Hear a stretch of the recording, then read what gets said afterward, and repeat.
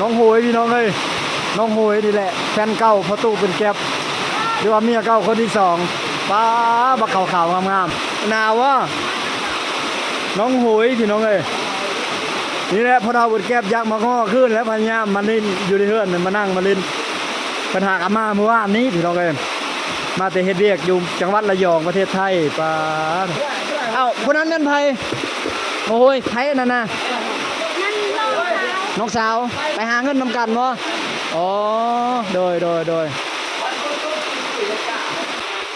ตอนครับผูกคอต้องเห็นหมูตัวนึงบ่พอตัวใช่อ๋อไก่ตัวนึงตอนครับลูกสาวมาแต่เฮ็ดเวียกทำงานมาแต่หาเงินเนาะโดย5 7โดยบอกเคยจะคิดว่าน้องนั้นจะเปลี่ยนไปแม้นไกลแสนไกลตบมือไอ้น้อยยังสงใจห่วงหาสม่ำเสมอจดหมายคงข่าวเข้ามาหาจดหมายฉบับสุดท้ายส่งมาอ่านด้วยน้ำตาเป็นบัตรเชิญวิวาแก้วใจ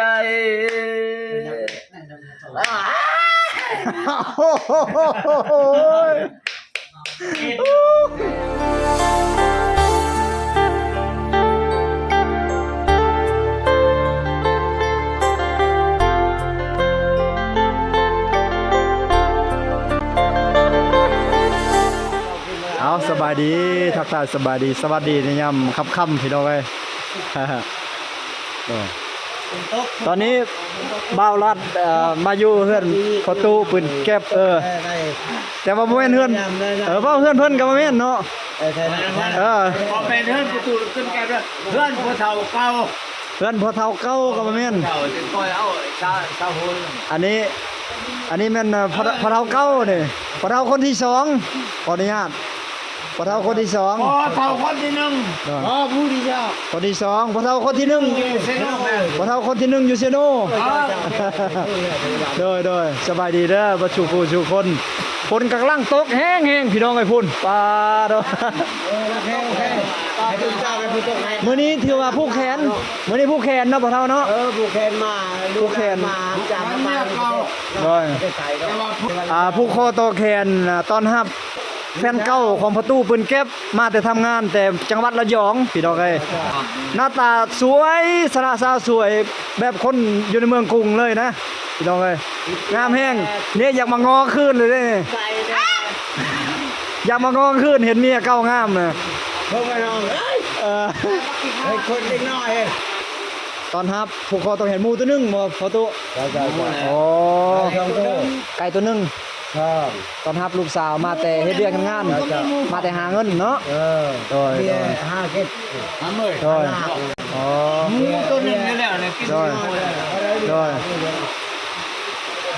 งานแต่งกะบิดไปโดยงานแต่งกะบิดไปแล้วประตูห้องเพลงให้แน่จักเพลงเพลงยังก็ได้จัดมาเลยแจ้งให้ระบายมาโดยแม่น้องบอกว่าอย่ามาฮับกับคนจนเลี้ยวบงตัวตนว่าเป็นคนทุกข์ยากไปได้ฟังคำนี้เต็มที่แล้วเนาะหัวใจน้องบอกเป็นไปบ่ได้น้องนี่ต้องมาแยกทางคุณทานน้องลาขอโปรดสนใจมือถือน้อยก็ชื่อให้ให้ใจว่าเป็นใจนะน้องลืมแล้วบ่สัญญาบุญกระตือบ้านกลางประทานนั้นคงลำทางเส้นทางหากเอา2 คนน้อยจนก็มีหัวใจทั้งน้องเท่าใด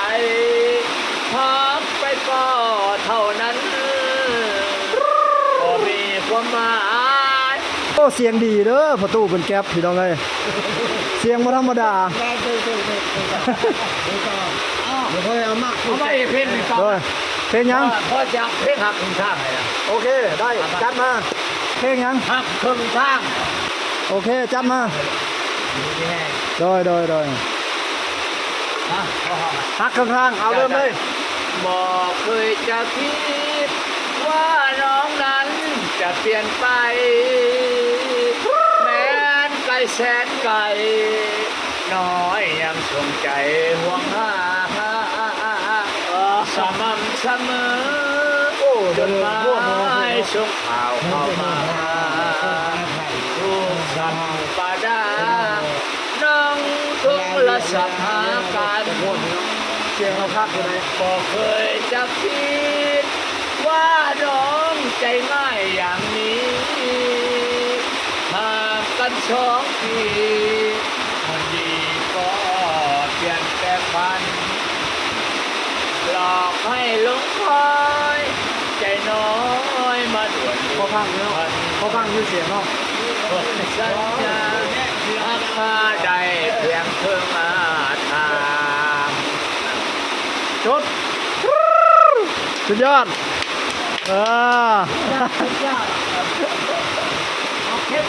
นั่งเลยนั่งกัน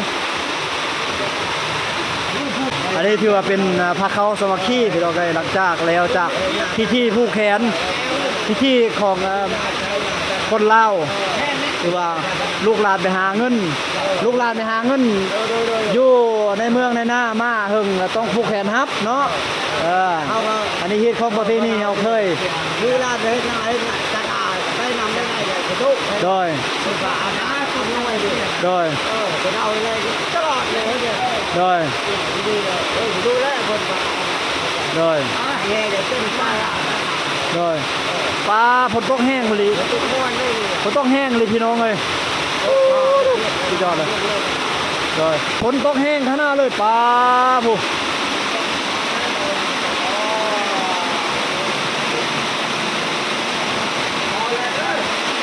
ระบายเต็มที่เลยประตูเอ้ย ความในใจเจ้าปลดปล่อยออกมามื้อนี้โดย เขาอยากให้ห้องเพลงชีวิตหา เพลงชีวิตทหารบ่โอ้จัดเลย นี่ไอ้นี่ขอเพลงชีวิตทหารเนาะโอ้ให้ประตูห้องโอ้ หลายคนออกทางกับเพลง น้องโหยพี่น้องเอ้ยน้องโหยนี่แหละแฟนเก่าประตูเป็นแก๊บหรือว่าเมียเก่าคนที่สองป้าบักขาวๆงามๆเพิ่นมาได้อาบน้ำสบายดีสบายดีเด้อหนาววะน้องโหยพี่น้องเอ้ยนี่แหละพอเราบนแก๊บยักษ์มาง้อขึ้นแล้วพญามมาลินอยู่ในเฮือนมานั่งมาลินปัญหากับมาเมื่อวานนี้พี่น้องเอ้ยมาแต่เฮ็ดเวียกอยู่จังหวัดระยองประเทศไทยป้าเอ้าคนนั้นนั่นไผโอ้ยไผนั่นน่ะน้องสาวไปหาเงินนำกันบ่อ๋อโดยโอ้น้องสาวน้องเมียของประตูเป็นแก๊บมาจัดแล้วมาชีวิตทหารนะชีวิตทหารชีวิตทหาร ยังบนเลิกเวลาเลยบน ยังเลยจัดมา ยังกันไปเขาเนี่ย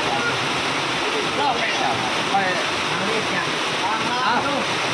น้องโหยเมียคนที่สองเด้อพี่น้องจอย เอารีบพอไปตั้งใจเขา โอเค ชีวิตทหารเด้อ จอย มันทุกข์มันยากแบบไหน จอย ไม่รู้เอ้า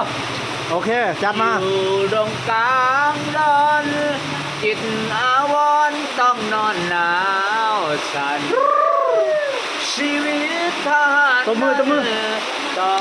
หวักบัน บ่ คนสู้ลมหนาวย้อนมันหาวีพี่น้องชาวลาวเลือดของทหารทุกเหล่ายิ่งต้องเข้ารักษาแดนดิน อยู่จอมผู้น้อยมาทอดถอยจากเสียงหนาปูเลือดทหารต้องสู้ถึงไทยลูกเขตน้ำแดนดินบ่ให้น้ องไหลหลังดินถึงเลือดทหารจะสิ้นขอแผ่นดินลาวนี้สิ้นมาอ่านใส่สมบูรณ์ที่นี้เป็นฐานที่มันเป็นเมืองตั้งอธิษฐานเราทหารเฮานั้นถึงผู้จะสูงหน้าผาที่นั่นจะสั่นน้อยบอกเคยไว้วัน ต่อภูมิบาลภูมาหาวีอยู่จอมพูนะต่อทอดถอยจากเสียบหน้าผูทหารต้องสู้ถึงไทยลูกเวียดนามแดนดินบอกเอ็น้ำตาย้ำนั้นไหลล่วงดินทหารจะสิ้นลาวนี้สิ้นมหาจบแล้ว เย้โอ้สุดยอดเลยในเรื่องโอ้ให้คะแนน10เลย บ้านผมมันก็จะว่ากันด้วยสิเอ้ย บัก10 พ่อก็ได้แต่ฉันไม่ คะแนน10เต็ม10 เพลงเรียบร้อยเพลง โดยขอโทษขออภัยเด้อ FC ทั้งหลายที่มาทำผสมทุกคนมื้อนี้พ่อตู้อนุญาตให้เพิ่นปลดปล่อยพี่น้องเอ้ย ได้ไหมเนี่ยเอา เอามาว่าเอาห้ามจำดาวเลยพี่ร้านจำดาว อนุญาตให้พ่อตู้เพิ่นปลดปล่อยความทุกข์ในใจ โอเค เพลงมาผมมาเบียดเอ้ย มันก็ยังแห้งคือ จมว่าอย่างถ้าก็จะถูกเจ้าเนี่ยน่าจมเลย อันนี้เป็นประเภทนี้พี่น้องเอ้ยไปหามาสู้ เดือดถ้าคนนี้นี่มันจะ เดินประตูเด้อ ผลงานคนก็ดูไปเลยตายนำพักเบียดก็ได้ผลงานจมมันว่า พอละ โดย ใจกันเอฟซีเด้อ บ่เป็นหยังที่ได้ชมภาพนี่ FC เข้าใจ พ่อขอบใจหลายๆ โดย ให้มีความแข็งแกร่งสู้เก็บได้ใครยังไม่หามือนะสิ่งแรกอะไรสิ่งนั้นเด้อให้ลาดลื่นตั้งแต่ที สาธุปลดปล่อยเต็มที่มื้อนี้ โดยเอาอย่าว่าเพิ่นเด้อท่านผู้ชมทุกคนมื้อนี้เป็นมื้อเพิ่นปลดปล่อย ระบายระบายความปลดปล่อยระบายความทุกข์ในใจออกมาเต็มที่ แต่ว่าเจ้าพ่อบอกให้ว่าเจ้า ไม่เอาเงาเอาเต็มเลยได้อันเย็นครึ่งหนึงเพิ่นเบาเด้ เพิ่นมักเต็มเนาะ เพิ่นมักเต็มเลย ไปเจ้าเขาคนหนึ่งเขาเอาเขาจำเลยแหละ ไปยัยกินข้าวให้ก้มก็ไป ถึกใจ เมาแล้วแบบตายแล้ว บ่ตาย ตายเลยพี่พิชายังจะ คือว่าเลิกลากันแล้วกับย่านแต่ว่ายังฮักเพลงกันอยู่เนาะประตูเนาะ เพิ่นนะโดย คนยาก ถึงชีเขาป้าเขาห้างเขาเลิกลากันกับย่านยังฮักเพลงกันคือเก่าเนาะ เอาเรื่องลูกเรื่อง โดย เขาเลยลูกเอาเฮ้ย โดย เอาไปเอาบ่เลยนะ โดย เอาจะเมาถูกตรงร้านตรงบุกเอ้ย ยังลูกยังหลานเลยเนาะ ว่าใหญ่เพิ่นเอาเอาคือเพิ่น โดยบ่ตีแล้วคนนั้นวันนี้เพิ่นปลดปล่อยเด้เพิ่นระบายความในใจออก เอาเพิ่นเอาคือเพิ่น โดย เวลาเกิดเพิ่นเมาก็เมาดีหรือเปล่า โดย เมาเนาะ โดย ที่เพิ่นมาข้าวคนเมาไว้ โดยนั่นแหละเอาเต็มที่เลยแน่ในใช้บ่หมดยังบ่หมดได้ หันหน้า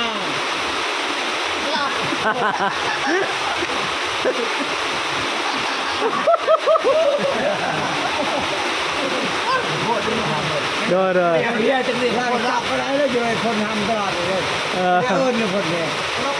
พูดว่าคนไหนลูกแค่ๆเนี่ยอะไรหนักให้ด้านหน้า ลูกชิมก็ได้บนนอนมาพักเป็น ได้ เอาไว้ โดย เดี๋ยวไม่เอิ้นเนี่ย เมื่อวันนี้นะพ่อกระตุ้นห้างทำใจน่ะ โดย กระเพาะพักใจน่ะยันยุ่งสัตว์เลยอันลูกชายเอามาให้พ่อจอดแหละบอล มันนอนพอไปเฮียนั่นนี่เฮียมันมีสัญญาณนะครับ เลย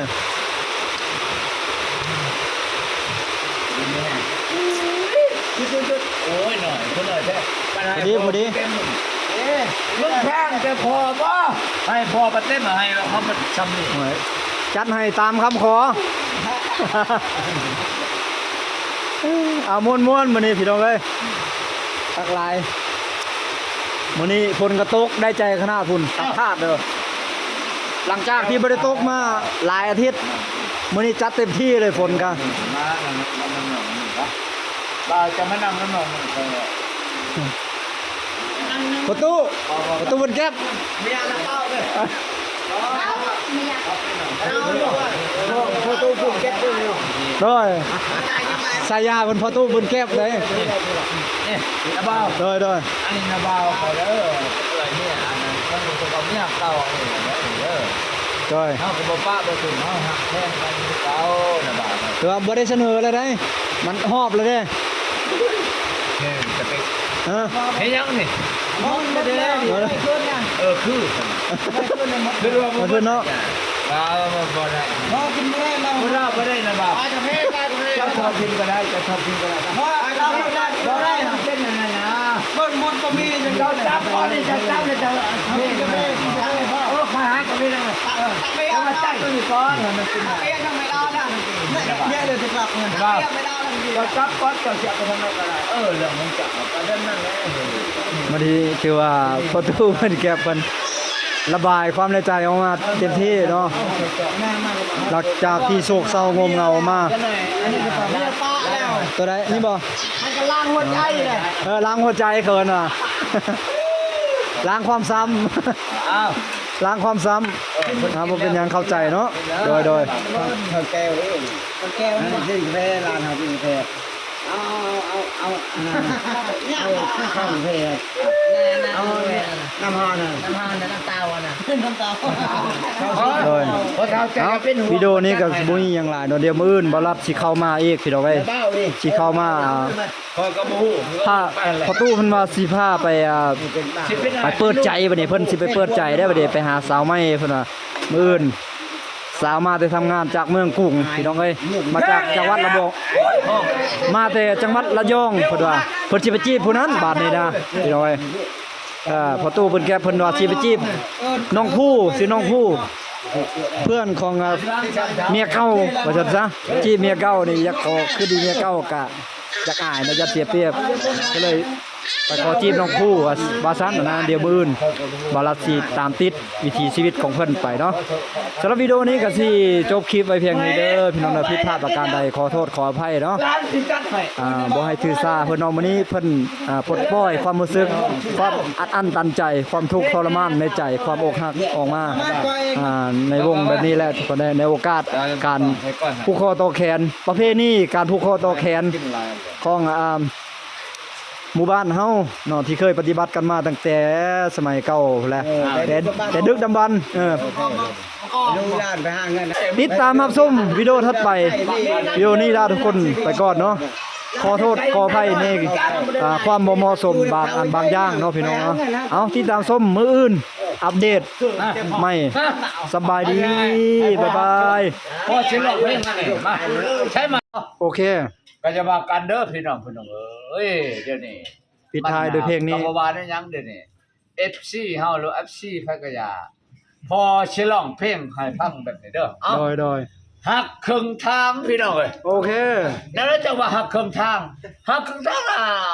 เคยหักเคยห่วงกันมาแล้วชุดสิ้นแล้ว โดย มาหอดครึ่งทางแหละแยกกันไปเขาแยกไปเขาก็อย่างนั้นนี่เลยจังว่าหักครึ่งทางเอ้าจัดให้บ่เคยจะคิดว่าน้องนั้นจะเปลี่ยนไปแม้นไกลแสนไกล ตบมือไอ้ น้อยยังสง ตบมือ ใจ ครับ ห่วงหาสม่ำเสมอจดหมายคงข่าวเข้ามาหาถูกสับปะดา โอ้เสียงดี ยังโทรศัพท์ถึงกันบอกเคยจะคิด ว่าน้องใจง่ายอย่างนี้ ห่างกัน3 วันคนดีก็เปลี่ยนแปลง บ่แม่น1 วันบ่ หลอกให้หลงคอย ใจน้อยมาด่วนลืมกัน เฮ้ยอ่ะเฮ้ยอ่ะ คนนั้นสำคัญทำให้หักเขาต้องสลายจดหมายฉบับสุดท้ายส่งมา อ่านด้วยน้ำตา เป็นบัตรเชิญวิวาห์แก้วใจ โอ้โหเอาลุกขึ้นบนแหงเลย ชื่อตอนนั้นแหละโอ้ยเอาไว้เลย อยู่เลยบ่ไหวเลยห้องโตบ่ไหวเลย โอ้ย แม่นบ่เมาฮะเมา หน้าเท่าเนี่ย เมาน้ำหรือเมาใจเด้เนี่ยเมาใจแล้วก็แล้วก็เบิ่งเนี่ย เอาละจะเอามาเอามา โอเคบ่เป็นหยังบ่เป็นหยัง ชุดนี้อายบอลอดแหละบ้าเอามาก็บอลอด บ่รอดแล้ว ป้าธนาจะว่ากัน ให้ลุกก่อน เนาะบ่ไหวแล้วบ่รอดแล้วเมาใจ